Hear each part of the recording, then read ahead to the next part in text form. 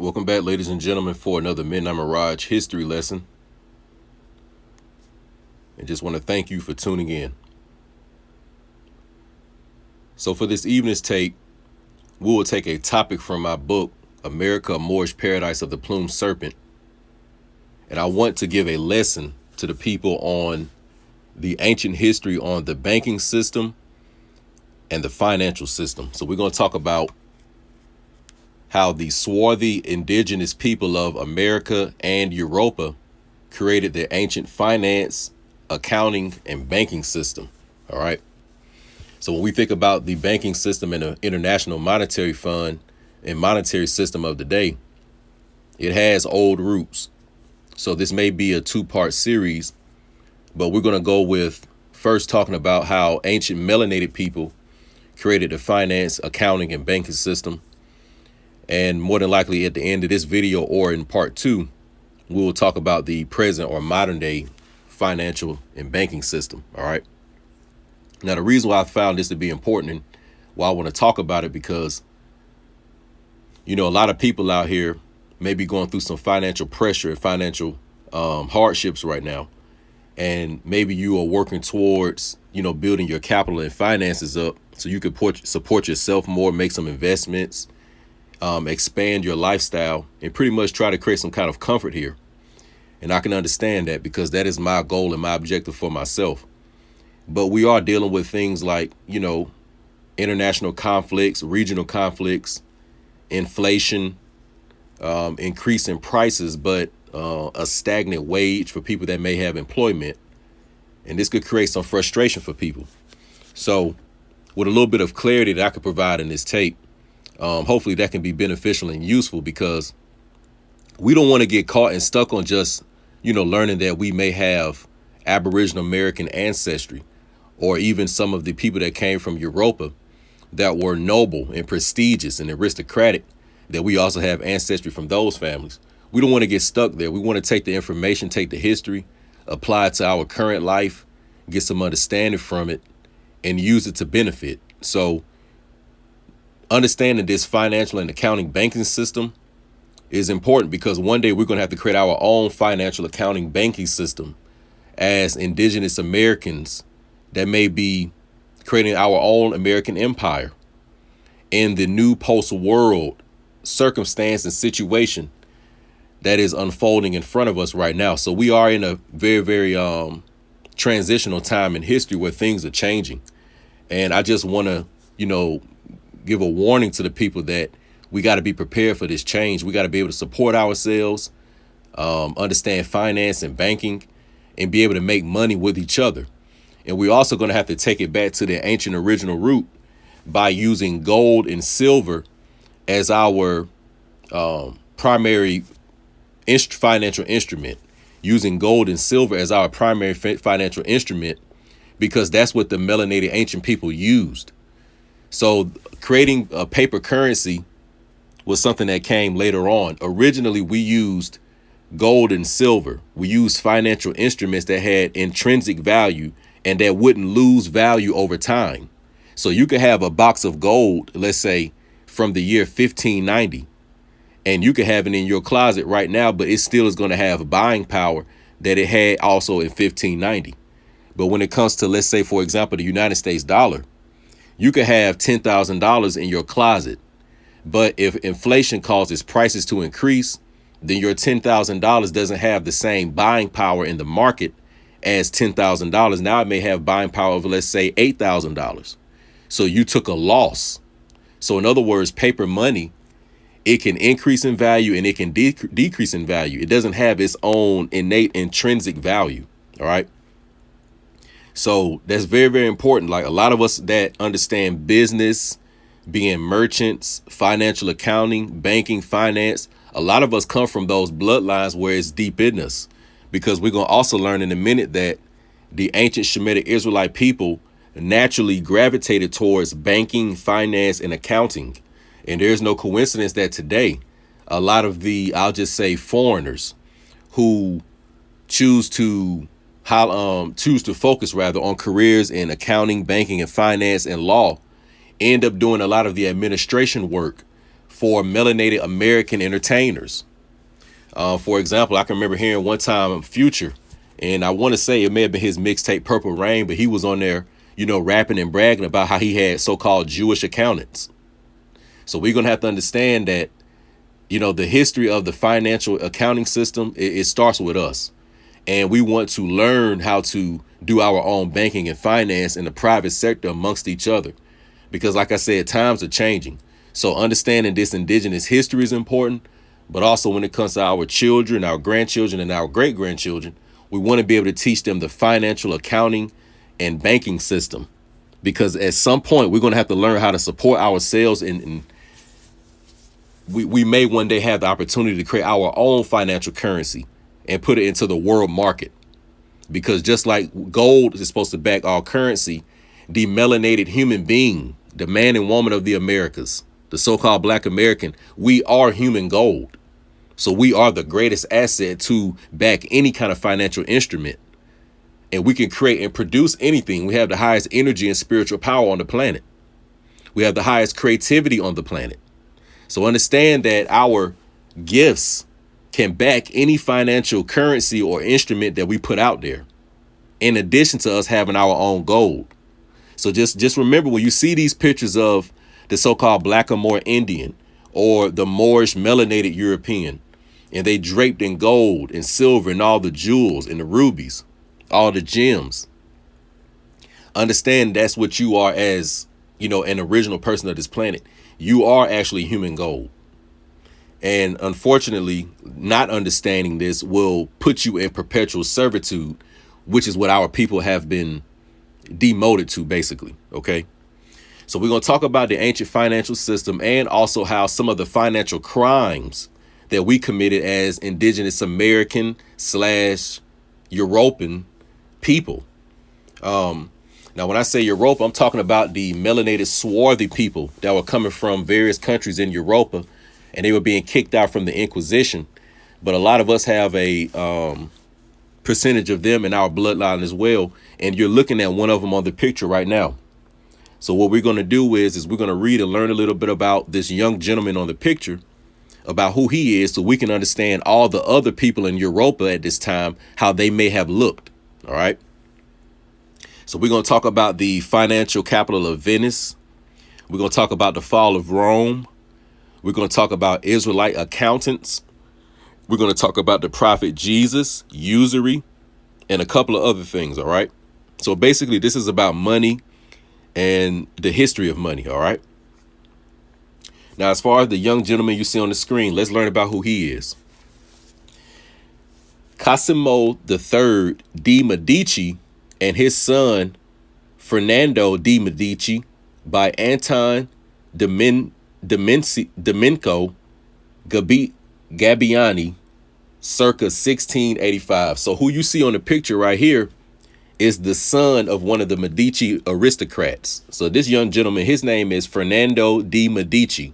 So when we hear about the Medici family of Southern Europa, who were an elitist aristocratic family that had power and were ruling, this is how one of the nobles of that family looked. And as we can see, he is a young melanated Afro-Asiatic Shemitic man, or young man rather. All right.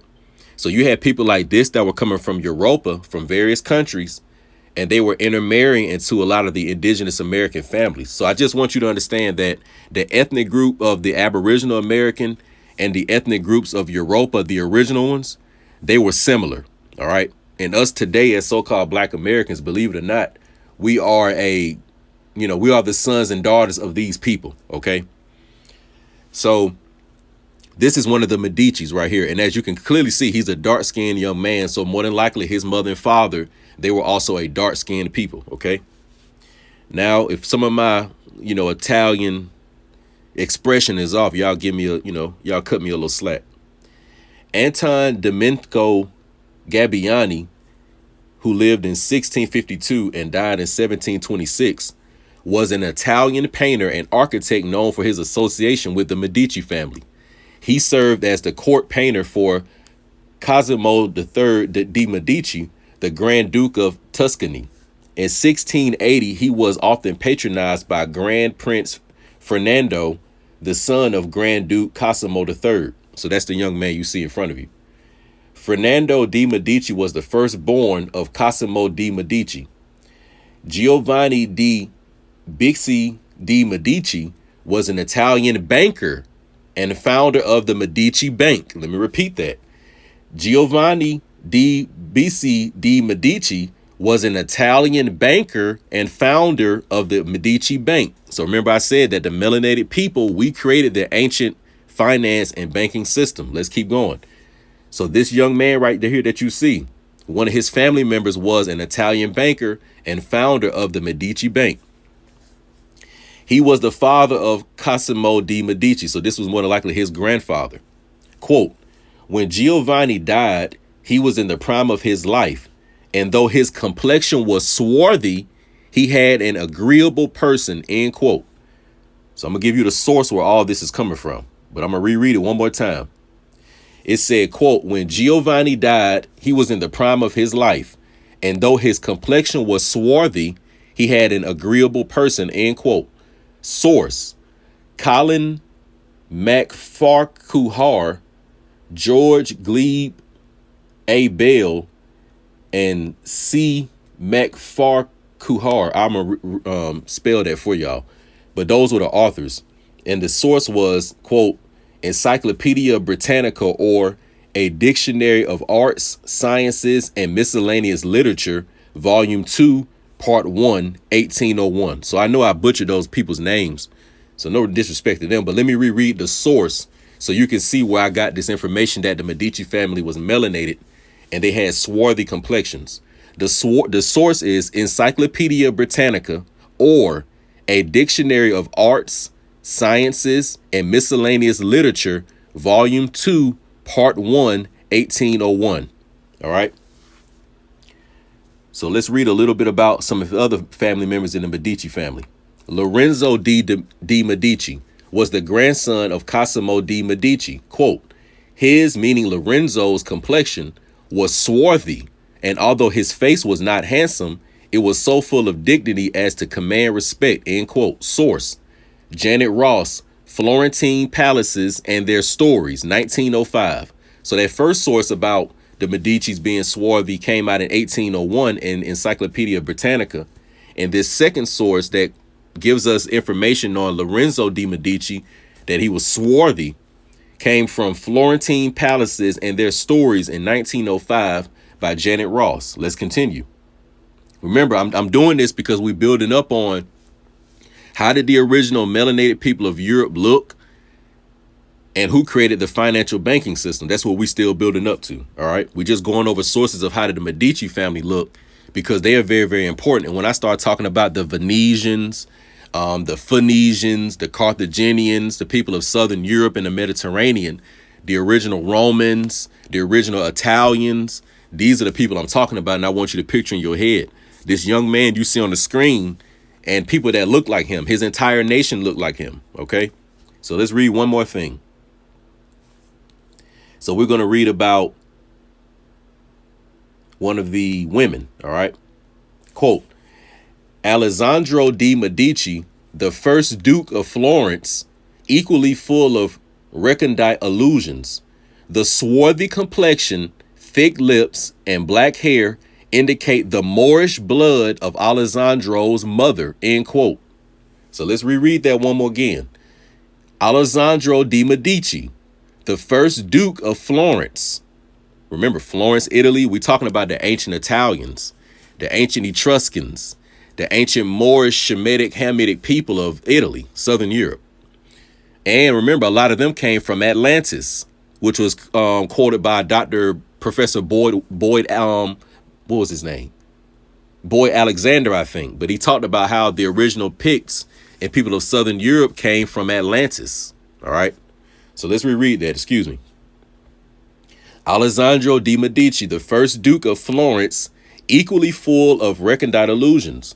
The swarthy complexion, thick lips, and black hair indicate the Moorish blood of Alessandro's mother. The source, Handbook for Travelers in Central Italy, including Florence, Lucca, Tuscany, Elba, etc., Umbria, the Marches, and part of the late patrimony of St. Peter, 1889. So this source that gave us information on Alessandro de Medici, who was a swarthy complexion, the Duke of Florence, the first Duke of Florence. Alessandro de Medici, the first Duke of Florence, had a swarthy complexion, thick lips, black hair, which indicated Moorish blood of Alessandro's mother. So they're calling Alessandro's mother a Moorish woman. So when we use these terms, swarthy, tawny, Moorish, indigenous, brunette, aboriginal, we talking about the copper-colored people, the original men and women of the earth. Shemitic. Because remember, all melanated people don't come from the same ethnic group. So you got copper-colored Shemitic people, and you have copper-colored Hamitic people. So us over here in the Americas, we are predominantly copper-colored Shemitic people. Remember, Shemitic and Hamitic, these are biblical terms. So you have certain secular archaeologists who may not use them. But Shemitic and Hamitic are biblical terms to help you understand the two different melanated aboriginal groups. So the Medicis, these were a Shemitic, Hamitic people that ruled in Southern Europe. All right. So the next thing that we want to do is we want to now look into the prophet Jesus when he entered the temple, because now we're going to go into some of the financial crimes, because people often wonder, how did the so-called Black American end up in this position? And from what I see, and a lot of it, it was us fighting each other. All right. It was the lust, the gluttony for power and money and control and gold and silver. So it was lust and gluttony and greed for power, gold, territory, land, resources that ancient melanated people had in the Americas and in Europe.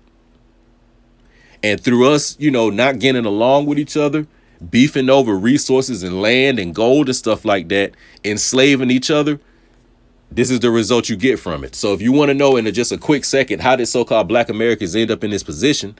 It was infighting. And it was us using financial crimes against each other as well. That's why the world is in a financial criminal position right now through the banking system. And we're going to learn about that right now. So let's learn about the melanated prophet Jesus, all right, who was of Shemitic Israelite descent.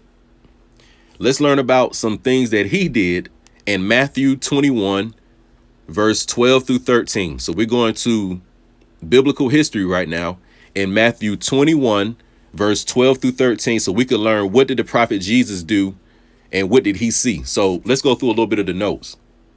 What did prophet Jesus catch the money changers doing? Committing usury against the people, which is against Shemitic Israelite law. Charging interest, which is haram or forbidden, and committing riba, which is a financial crime. So when the prophet Jesus entered the temple, he saw them committing financial crimes. So let's read. Jesus at the temple in Matthew chapter 21. Jesus entered the temple courts and drove out all who were buying and selling there. He overturned the tables of the money changers and the benches of those selling doves. It is written, he said to them, my house will be called a house of prayer, but you are making it a den of robbers. So when the prophet Jesus entered the temple, he saw that there were Israelite accountants and men in there doing, financial transactions, which was also, not right to do in a spiritual place, because the people were using that place really for spiritual cleansing and healing, but they in there making money. Once again, what did I say? The greed, the lust, the gluttony. Okay. So when he came in there and he saw them doing that, he ran them out.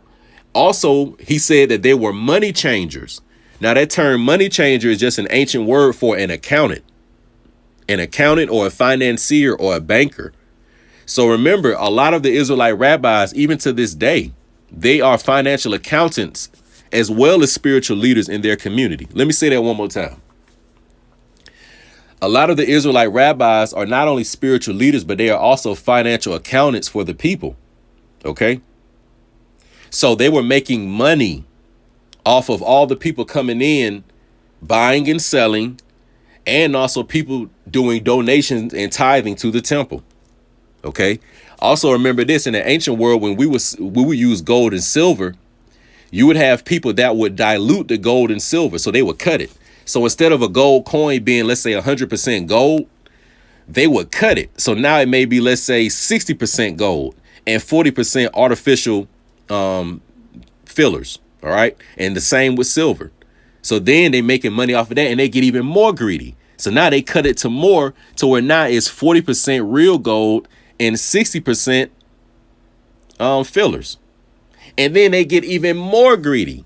And now it's only 10% gold, and now it's 90% artificial.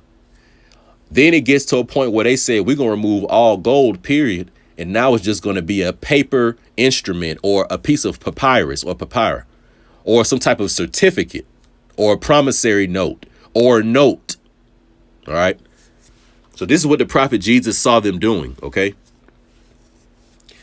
Also, as I said, do you think that is a coincidence that the melanated entertainers often have so-called Jewish accountants and lawyers? I'm not going to go too much further on that, because YouTube done switched up, and I see they taking niggas shit down left and right. Let's continue. And remember, accounting, finance, and law are all favorite professions of Shemitic Israelite people worldwide. All right, just keep that in mind. So the next thing we're going to do is read about usury. OK. Now, this information about usury is coming from basic Wikipedia. So we're going to use our own, mind to do the deeper analysis. But Wikipedia is going to provide the real basic information we need. OK. So we're going to go over a basic lesson for those that may not be too familiar with this. Usury is the practice of making unethical or immoral loans that unfairly enrich the lender. The term may be used in a moral sense, condemning taking advantage of others' misfortunes, or in a legal sense, where an interest rate is charged in excess of the maximum rate that is allowed by law. A loan may be considered usurious because of excessive or abusive interest rates or other factors defined by the laws of the state. Someone who practices usury can be called a usurer, but in modern colloquial English may be called a loan shark. So remember, when the prophet Jesus busted in the temple, it was deeper than them just doing business in the temple. He was also observing the financial practices and saw them robbing the people. All right, so keep that in mind. Also think about in the New Testament, where you had a lot of the Israelites that were coming from other countries, but they wanted to come down to Judah or come down to the temple in Jerusalem. So they were converting and exchanging. They were doing foreign currency exchange. So what do you think some of these Israelite accountants were in there doing? They were robbing the people. All right. This is called usury, and this is haram. All right. Or forbidden to do. In many historical societies, including ancient Christian, Jewish, and Islamic societies, usury meant the charging of interest of any kind and was considered wrong or was made illegal. So that means that in the ancient world, if you got a loan for 700, I'm going to say, quote unquote, dollars, it was illegal for people to charge you interest, meaning to apply an interest rate to that and say that, OK, now when you return to $700, you got to add 10% interest also as well. And interest is just the cost of borrowing money. All right. So if you want to know basically what is interest or what is the interest rate, it is the cost of borrowing money. So that means that you may be at a deficit right now and you may be in a financial hardship. So in order for you to get some money, someone lends you money, but they charge interest, meaning that whatever they lend you, they want to make a profit off of lending you or financing you. That's what banking is ultimately. OK. And in the ancient world, this was being done, and it was, they were abusing people with this. So this is nothing new. Like, for example, inflation and things of that nature. This is also what was going on in the ancient world. So these are the things that the prophet Jesus saw them doing. All right. Once again, the Bible is just going to give us, in Matthew that he went over and turned over the tables. But you have to do your due diligence to go deeper into the Old Testament and see what are some of the other financial laws in Shemitic culture. Besides him turning over the tables, were there other financial, crimes that they possibly were committing? And in a while, we're going to see. Really, right now, we're about to see that, yes, that's true. Okay, so let's go down a little bit. I just wanted to read about Judaism real quick. Judaism and usury. All right. So now we're going to skip this part. This is the main part I'm going to get to right here. Here we go. Okay. So a little bit about the Bible and usury. The Old Testament condemns the practice of charging interest on a poor person because a loan should be an act of compassion and taking care of one's neighbor. It teaches that making a profit off of a loan from a poor person is exploiting that person. And this is historically recorded in Exodus chapter 22, verse 25 through 27, which we will read in a minute.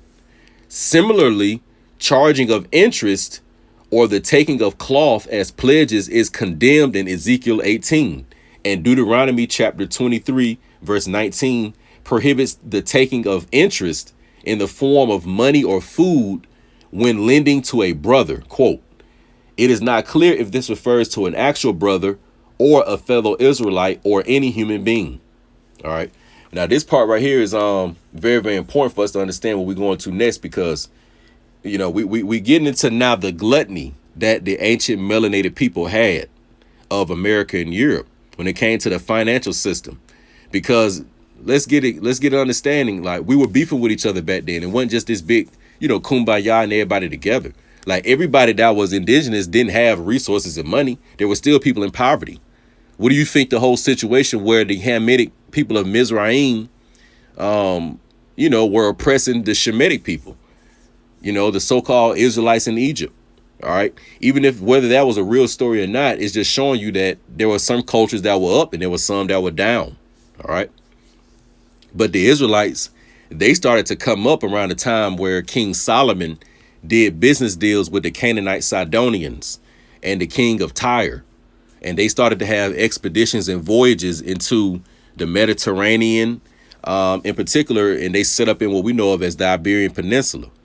So during this time period is where the Israelites started to come up financially. And this is where you get the culture of, you know, really some of the template culture that later on the Romans would create, because the Romans basically got their culture from the ancient Canaanites, the Carthaginians, the ancient Shemitic Israelites, the ancient Etruscans. OK, that's where Roman culture came from. And eventually they developed it and advanced it according to how they were doing things. But that's the root where it came from.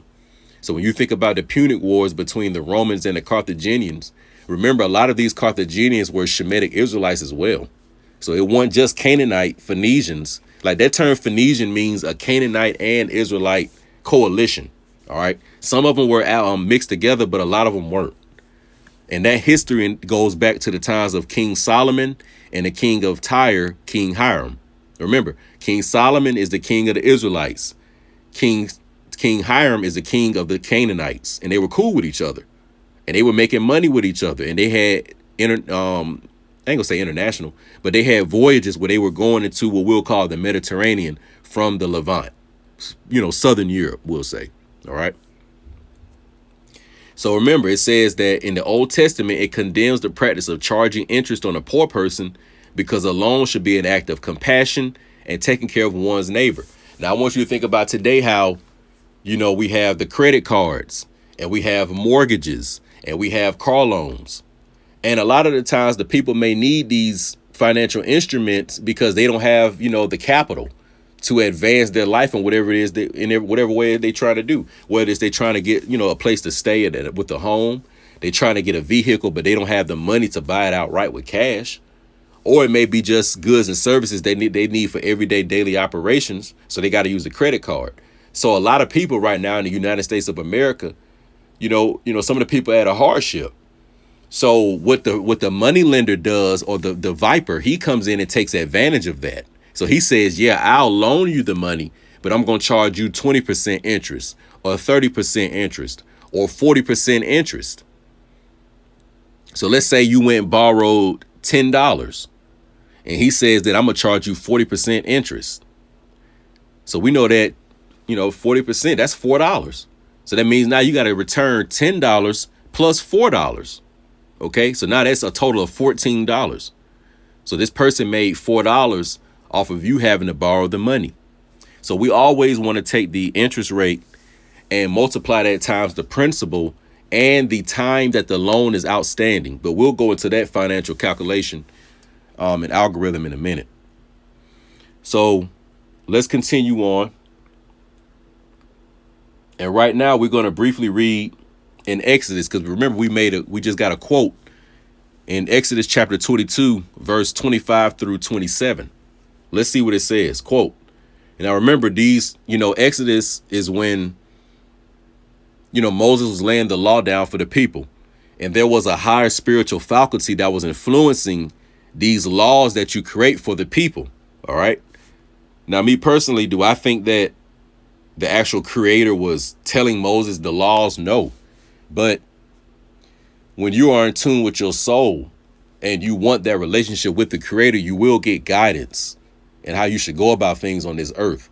So when these ancient people created these laws for the people, this is that higher influence that they received. Okay, so everybody could benefit. All right. So that's what we know of as Old Testament Mosaic law. So right now we're going to read in chapter 22 of Exodus and see what it says. If you lend money to any of my people with you who is poor, you shall not be like a money lender to him, and you shall not exact interest from him. If ever you take your neighbor's cloak and pledge, you shall return it to him before the sun goes down, for that is his only covering, and it is his cloak for his body. And what else shall he sleep? And if he cries to me, I will hear, for I am compassionate.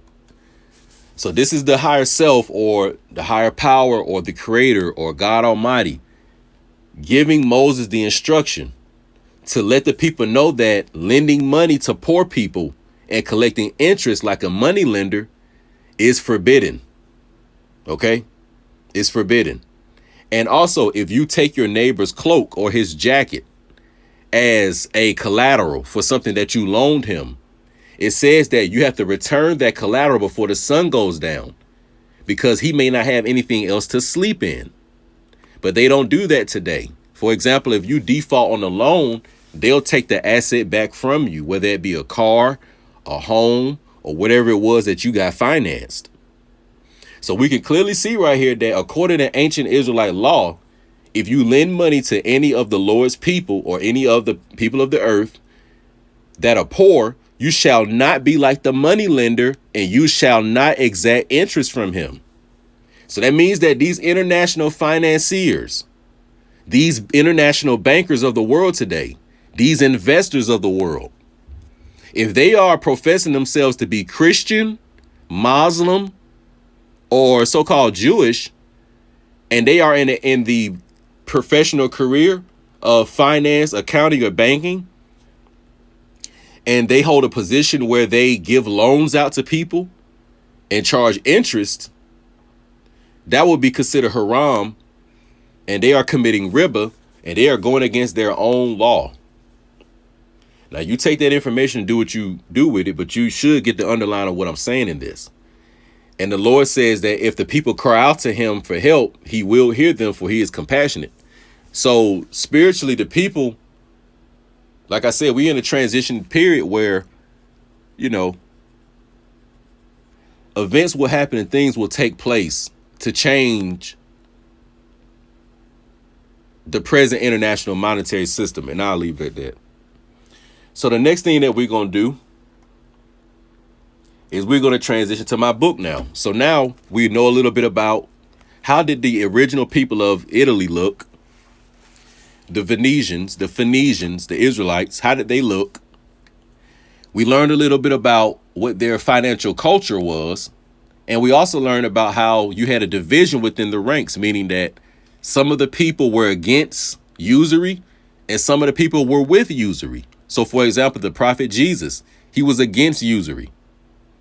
He wasn't against business, but he was against usury. But then you had some of the other people who were the money changers and other Israelite rabbis and accountants and merchants, and they were with usury. They did want to provide loans and get interest from it. They did want to provide mortgages and get interest from it. They did want to provide car loans and get interest from it. They did want to provide international banking and funding to poor countries and get interest from it. Okay. So now we're going to read in my own book, America, a Moorish Paradise of the Plumed Serpent. We're going to start on chapter 8, page 99, and we're going to learn a little bit about the Roman Empire, the ancient Venetians, the ancient Israelites of Southern Europe, okay, and the financial system. So keep all this in mind. Financial freedom and problems are one of the top concerns for most Americans and United States citizens. Let me reread that. Financial freedom and problems are one of the top concerns for most Americans and United States citizens. In the summer of 1933, President FDR takes the United States off the gold standard, a monetary system in which paper currency is backed by gold. Why would the United States do such a thing? Gold and silver has intrinsic value, where the power is to retain within the asset, and does not lose value like paper currency. Currently, the United States dollar is being backed by military barbarism and oil, but this will not last.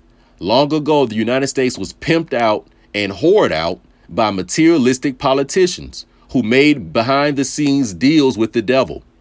And while you struggle to make interest in mortgage payments, the perpetrators of evil get richer and richer.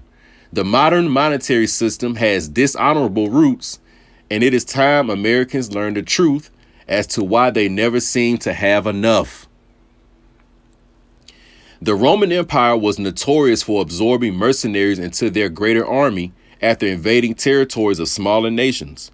Rome subdued foreign populations with violence and false religious doctrines while demanding allegiance to the parent government and oligarchical elites behind the church. Land preservation wasn't the concern of Romans, only de facto ownership by killing local inhabitants and enslaving the citizens. Potential for uprisings in the western provinces were always likely, and loyalty was never real from Roman occupants. When the state changed to Christianity, many were against the religion and had been used to tossing Christians in the lion's den for entertainment. Historians also credit Rome's fall to raids from wild Germanic tribes from the north. The Vikings, Celts, and other tribes of Old Gaul were all originally dark-skinned descendants of Meru and were indigenous to Europa. Old Moorish Germania had wars with Rome in the 2nd century BC, such as the Battle of Alcea, where Caesar fought a collective of Gaelic tribes. Northern tribes were abused by Romans, and after taking the country, Gaelic people began assimilating into Roman culture. Until the Frankish forces toppled the Gaelic Roman province, Germanic people were under Rome's foot. Years later, dynastic families of Gaul directed uncivilized cave savages to ruin Rome and allowed them to stay on gained territories in the Iberian Peninsula. The hairy Tamil were used as proxy fighters while investors waited for the smoke to clear. So what we're going into real briefly right here is just some of the battles between Rome and the original Gaelic people, the original Gauls, the original what they call Vikings, or the so-called Black Vikings, the people that were in various parts of Europe, or what they'll call Germania. All right. So remember in the prior video, we talked about the ancient so-called Black Vikings, or the ancient seafarers. And we mentioned how on Netflix they have the show called Barbarians, all right, or the series rather, it's called Barbarians 1 and 2. And in there, they give you the history of the Romans versus the people that they call the wild Germanians, okay? But what we got to understand is that these Romans were amalgamated, meaning that some of them were full-blooded, and then they also had, pale people as servants with them. And when it came to the black so-called Vikings, it was the same with them. A lot of them were melanated. The leaders and the majority of the people were melanated, but there also were what we'll call pale Slavic people that were the serfs of the so-called Black Vikings. All right. So keep that in mind. So it goes on to say, the Visigoth tribes starve out Rome and invade the city, but not before rich families of the elite escape the burning kingdom. So what I want you to remember right here is that, remember, the ancient Roman Empire, a lot of the people that were ruling it were melanated people. These were the people that ruled what we call ancient Italy.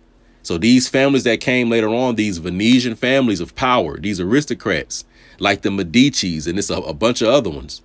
These were, a dark-skinned people. So we calling them Romans, but we talking about the original ones. All right. So it says that a lot of the elite families of Rome escaped while Rome was being sacked. Okay. Oh yeah, let's read right here. So let's go on. Western Rome was Roman Catholic and spoke Latin as the official national language. In the East, Byzantium practiced Orthodox Christianity, speaking Old Grecian tongues, and did not suffer from the collapse of Western Rome. Inflation, food shortages, and lack of products to export contributed to destabilizing Rome's economy. And finally, Rome's use of mercenary soldiers imploded the government with numerous coups. Northern Moorish Germanic investors carved up the Roman territories and found places to settle in. Some Roman aristocratic families head east, while others find new settlements around inaccessible swamps of Italy. After the decline of the Western Roman Empire, the Maritime Republic of Venice was established as a trading powerhouse in northeast Italy. Ancestors of the Venetians were the original Phoenicians, and they continued the legacy of seashore kingdoms with international trade networks. Let me reread that part because that's very, very important. Ancestors of the Venetians were the original Phoenicians. Remember, we said the Phoenicians are both Canaanite Sidonians and Shemitic Israelites, but ethnically they would have looked the same. Okay, so remember, the original Italians, the original Venetians, they look like this young man that's on the screen in front of you. All right. Ancestors of the Venetians were the original Phoenicians. That's where the name Venice comes from. So you know how in California you got Venice Beach?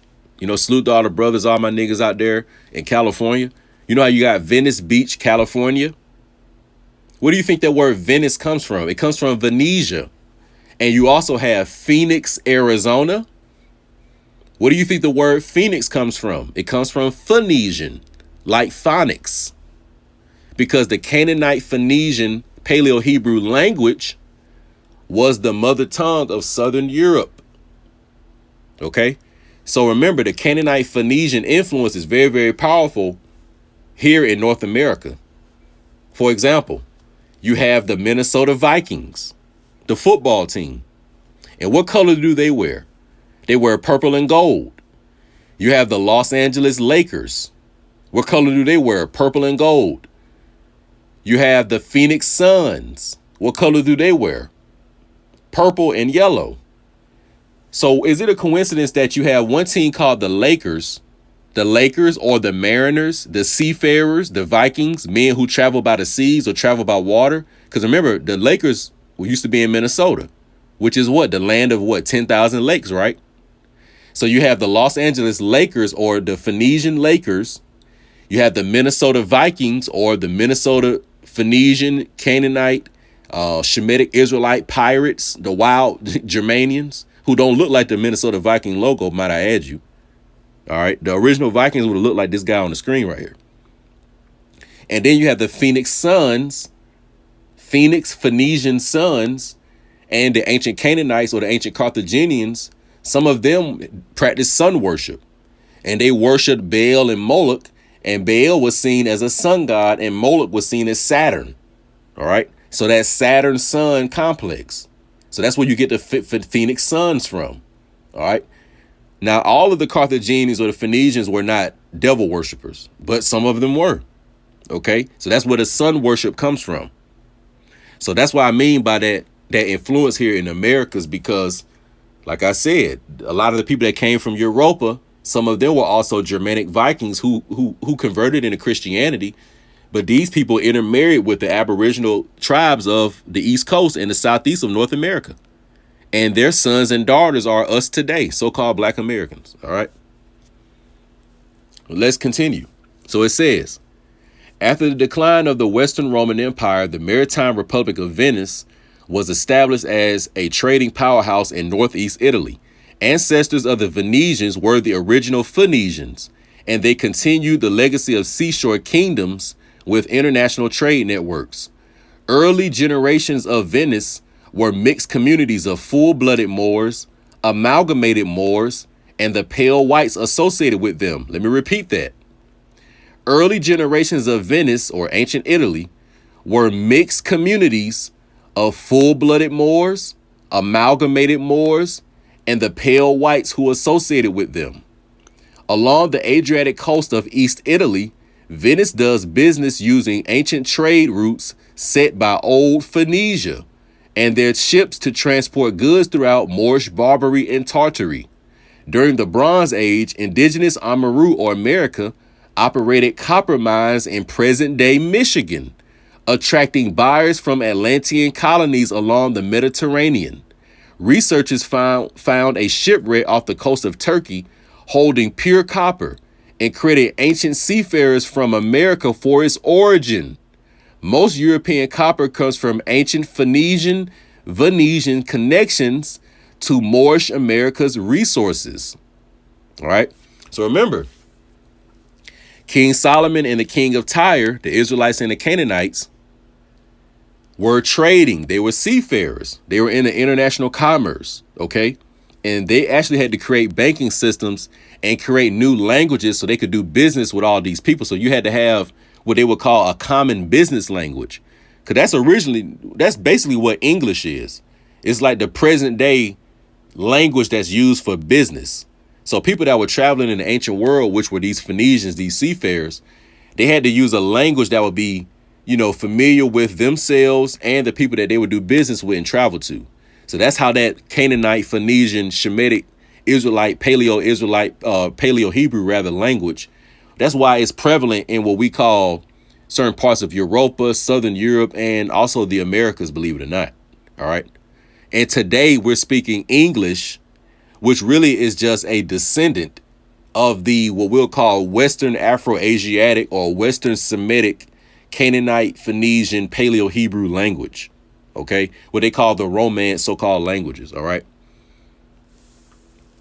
So let's continue. Let's see. Because now I want to go a little bit into some of the financial stuff with the Venetians. Here we are. All right. A trust fund. Now, right now, we in my book on page 102. A trust fund is a legal entity that holds property or assets on behalf of another person, group, or organization. Trust funds can hold corporations/businesses, money, stocks, master recordings, or any other income generating asset. A trustee safeguards the trust fund until beneficiaries are ready to receive the asset, and a grantor sets up the trust fund for the future beneficiary.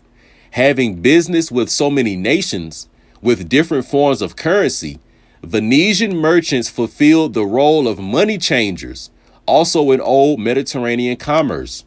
The coin makers of Jerusalem exchanged Hebrew shekels for foreign currency brought by Hebrews from other nations. Disproportionate exchanges and fraudulent transactions allowed money gobblers to grow filthy rich. Venetian barons were able to run an international monetary system, and many profits were made solely by acting as a trustee for cargo freightage. So even that concept of creating a trust and holding assets, like when they talk about the Knights Templars and during the Holy Crusades where people were traveling, but you don't want to travel with all these big boxes of gold. So you had to create these certificates or promissory notes that would represent as a paper form of that asset. And this would be used and discharged because it'll have a particular value to it to eat and, do it in lodging and do whatever it was you were doing when you were traveling around Europa. But the asset that was backing that was actually being held by these Knights Templars or these ancient Phoenician Israelite families, Roman families that were holding the asset. And as time went on, that, demonic viper of lust and greed crept back in that was there during the times of the prophet Jesus. And they saw like, wait a minute. If we financing these, voyages and we holding on to asset, we could create a intermediate legal tender and people could use that. But the actual physical asset itself will hold that and we'll just apply a value to it. And then it'll discharge, credit as the value is up. And we'll just keep a general ledger and do all the accounting on this and do our bookkeeping. And that's what they started to do. Okay. And before we end, we're going to read this last part. The Venetian governmental structure rotated around decisions made by the Great Council of Venice, which was a bloodline of oligarchical families who created laws and appointed leaders. Remember, the original Venetians, they looked like this young man on the screen. So yes, they did have amalgamated or mixed Venetians. And yes, they also had Caucasian people that were in Italy as well. But we're talking about the ones that had power and that were making decisions in the 1200s, the 1300s, the 1400s, the 1500s, the 1600s AD. You see what I'm saying? Like this young man that we have in front of us. This picture is from 1685. And his father, no, the painter lived from 1652 to 1726. So if this is how the Venetians looked in 1685, and this is how the Medicis looked, and they were the ones ruling, then we can clearly see that the melanated swarthy people were still ruling in Europe in the 1600s and the 1700s. So when you read about the Venetians and these people that got power and sway, that's who you're talking about. The ancient Canaanites, the ancient Shemitic people of Southern Europe. It's just a fact. Also, the ancient American. Because remember, all these people came from Atlantis. They came from the Amaru. A lot of their ancestors came from over here. That's facts. All right. So it goes on to say, it says, the Doge of Venice was a military official and elected ruler of Italian papal city states. With a new Roman attack dog to gain dominion over the world, rich oligarchs seek more territory. Remember, our people started getting greedy, the lust for power and gold and resources. It says, with a new Roman attack dog to gain dominion over the world, rich oligarchs seek more territory and use deposits made by Moorish traders to finance their dark plans. Venetian accountants would create numerical ledgers to replace the old weighing system for business transactions. This allowed them to create money out of thin air and manipulate accounts so they made more profits from deposits. With agents all around Europa and North Africa, Venetians used vast intelligence networks to exploit financial markets. I'm going to reread that last part. Remember, we're talking about the original so-called, black people of ancient Europe who created the financial system. Y'all wanted to know, like, how did so-called black people get in this shit? This is what happened. And this system also came over to the Americas. So remember, they started coming over here and intermarrying into certain families and started doing business. Some of them were cool. Some of them were not. All right. This is where the international monetary system comes from. It says that Venetian accountants would create numerical ledgers to replace the old weighing system for business transactions. This allowed them to create money out of thin air and manipulate accounts so they made more profits from deposits. With agents all around Europa and Northern Africa, Venetians used vast intelligence networks to exploit financial markets. Okay. So we're going to end it right there. So we just, learned a little bit about the Venetians and the ancient so-called black people of Europa and Atlantis/America and the financial system. So what we're going to do is we're going to end it right here. And in part 2, we will continue our history of the ancient financial system and bring it up to the modern International Monetary Fund, International Monetary System. Thank you for watching the video. We out.